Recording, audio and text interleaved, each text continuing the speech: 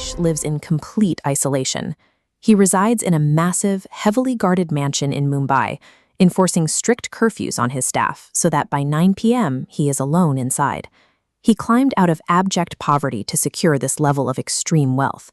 Along the way, he convinced himself that since no deity helped him escape the slums, he alone was responsible for his success, leaving him entirely untouchable by the concerns of ordinary people.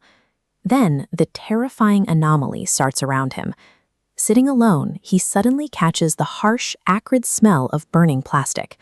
Slowly, a localized, pitch-black smoke begins seeping into his perfectly air-conditioned room. He spends days frantically searching for the source. He rips up wiring, he interrogates the electricians, and brings staff into the room. But the smoke and the stench vanish the exact moment anyone else walks through the door. It is a threat only he can perceive. When physical wealth cannot solve a creeping problem, the illusion of absolute control instantly shatters. One night, the phenomenon escalates from a bad smell to physical terror. His bedroom wall blisters. The paint peels backward, exposing a blindingly hot, glowing red surface underneath. Out of that immense heat, the shape of a solid black door materializes. The door swings open. A 7-foot-tall figure steps into the bedroom. Its body is a tall, skeletal frame draped in dark clothes, its face hollow and its hands radiating furnace-level heat. Rajneesh drops to his knees. He begs for his life, offering his fortunes and his properties. The entity ignores every word. It simply grabs Rajneesh's wrist with a burning grip and calmly announces that his evaluation has begun. The entity violently yanks him backward. Rajneesh is ripped from the safety of his fortress. He is dragged over the threshold and pulled rapidly into the pitch-black darkness as the heavy door violently slams shut. The self-made god of his own making is gone, replaced by a prisoner entering a realm where his wealth carries zero weight. Rajneesh wakes up inside a dark, twisted reflection of his own home. Everything around him, the walls, the floors, the furniture, is engulfed in flames. The heat sears his skin, but his body refuses to turn to ash. He cannot die here. He can only endure. A disembodied voice from the burning walls whispers that the only way to escape is to physically reconstruct the black door that brought him here. This environment is linked directly to his earthly sins.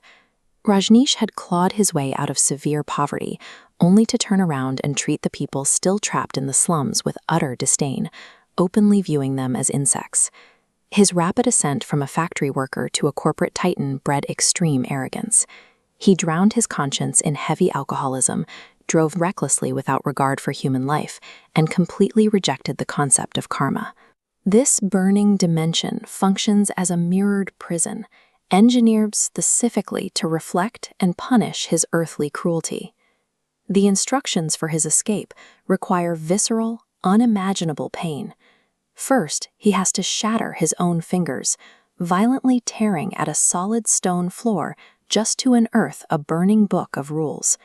Next, the voice demands he slice open his own throat. As his blood hits the white-hot ground, it instantly vaporizes. He has to gather that boiling steam with his bare hands to forge the frame of the door. The tasks escalate. He has to sever his own legs and arms using whatever blunt, searing objects he can find, suffering through massive trauma without the release of death. His flesh immediately knits back together after each mutilation. His body heals rapidly so that the cycle of physical destruction can continue without end. For the final piece, he must walk outside into a blindingly hot wall of fire, enduring the flames for hours just to snatch a single floating particle of ash to reconstruct himself. The architecture of this realm forces a man to systematically dismantle the very physical form he worshipped and preserved back on Earth. Rajneesh finally places the last ash particle, fully constructing the black door. He turns back to the skeletal entity, expecting his release. The entity shatters that hope, explaining Rajneesh has repeated these gruesome tasks billions of times. To rebuild his body, he snatched one ash particle at a time. Every single atom required an entire cycle of self-mutilation. This staggering, endless loop of pain functioned as an evaluation, a terrifying preview of the fate awaiting him. Eternity is the terrifying repetition of unimaginable agony without end. Suddenly, Rajneesh snaps back to reality. He wakes up in his bed, physically unharmed, but his mind is scarred by the memory of billions of lifetimes in the fire.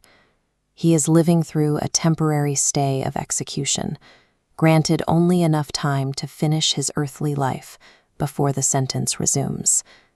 Now, every single night, the acrid smell of burning plastic seeps back into his bedroom.